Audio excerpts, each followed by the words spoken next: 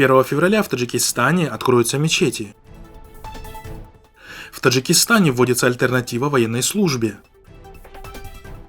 Худжанд – волшебный сундучок для малоимущих. Репетиции по разгону протестующих.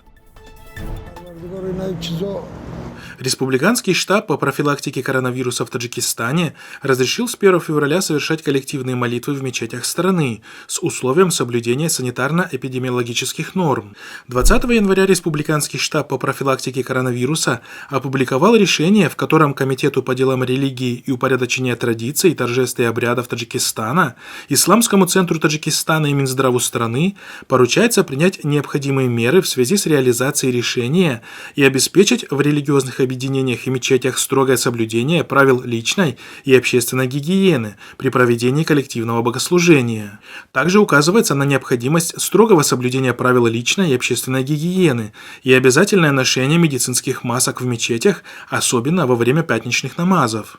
Деятельность мечетей, в которых не будут соблюдаться требования личной и общественной гигиены, связанные с профилактикой инфекционных заболеваний, будет запрещена, говорится в сообщении Республиканского штаба.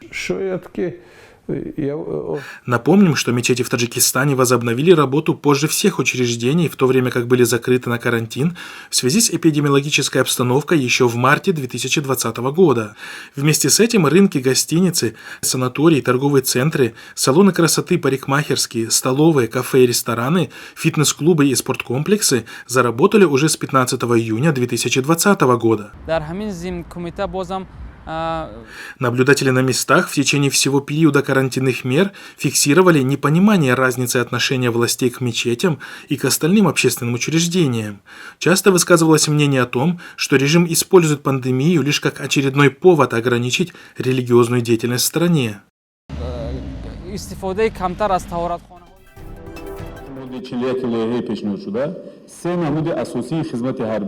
Председатель Комитета правопорядка, обороны и безопасности Таджикистана Рустам Шомурод предложил ввести альтернативный вид прохождения военной службы для лиц, отказывающихся от прохождения срочной службы в армии. Закон предусматривает новый порядок прохождения военной службы. В настоящее время количество граждан в резерве сокращается ежегодно из-за возрастных ограничений для резервистов вооруженной силы страны. Эти меры позволят увеличить количество резервистов за счет молодежи и устранить проблему отклонения от своих конституционных прав граждан страны, говорится в сообщении. Текст поправок опубликован на сайте парламента. По мнению автора законопроекта, молодые люди мужского пола в возрасте от 18 до 27 лет смогут откупиться от армии путем оплаты госпошлины. Сумма госпошлины на момент публикации законопроекта пока неизвестна. Стоит отметить, что проблема недобора в ряды вооруженных сил Таджикистана существует на протяжении уже около 30 лет.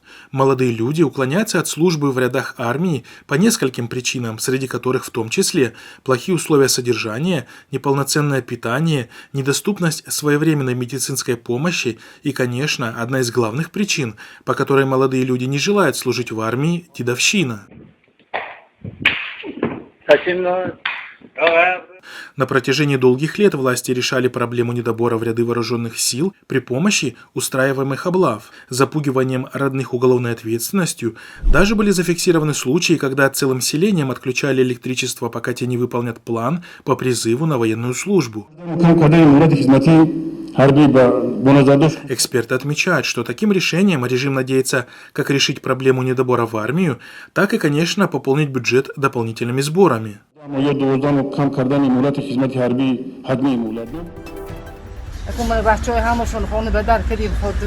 Супружеская пара пенсионеров установила в центре Худжанда коробку, в которой они оставляют каждый день бесплатный хлеб для всех нуждающихся. Об этом сообщает радио Азади. Рахматулло Гиосов и его жена Бисаджида говорят, что они вырастили детей, у которых свои дома и семьи, и теперь могут разделить свою пенсию с нуждающимися. Рахматулло, которому исполнилось 70 лет, и Бисаджида, которой уже 67, говорят, что они будут продолжать заполнять каждый день коробку коробку лепешками и хлебом до тех пор, пока они живы, и призывают других жителей присоединиться к их инициативе и тоже по мере возможности заполнять этот волшебный сундучок. Чтобы привлечь к этому благому делу других, они написали на коробке: «Каждый, кто что-то возьмет, останется доволен, а каждый, кто что-то оставит здесь, проживет долгую жизнь». Коробка для лепешек установлена недалеко от Дворца молодежи в Худжанде, возле лепешечных рядов. Пенсионеры попросили нас каждый день оставлять в коробке 10 больших лепешек. Они заранее дают деньги на это. И некоторые уже знают про эту коробку и берут лепешки из нее. Но мы также и отводим туда и тех, кто не знает об этой акции, и даем 1 или 2 лепешки бесплатно, сообщила продавщица лепешек. Согласно официальной статистике, в Таджикистане насчитывается 182 тысячи малоимущих семей. Вследствие пандемии коронавируса и как следствие потери сотен рабочих мест, как в самом Таджикистане, так и в трудовой миграции в России, количество таких домохозяйств очевидно увеличилось. 21 января в Худжанде на территории воинской части 3501 прошли тактические учения. Как сообщается на сайте МВД Таджикистана, правоохранительные органы Сагдийской области отработали методы подавления массовых протестов и беспорядков. По сообщениям МВД, учения длились неделю и были направлены на поддержание общественного порядка, защиту жизни жителей и защиту общественной и государственной собственности во время митингов и протестов. По мнению экспертов, протестный потенциал населения страны растет с каждым днем, особенно в условиях экономических трудностей, что, скорее всего, и вызвало опасения у режима Рахмона. Однако сотрудники правоохранительных органов называют учения плановыми, добавляя, что такие учения проводятся каждый год для проверки навыков сотрудников.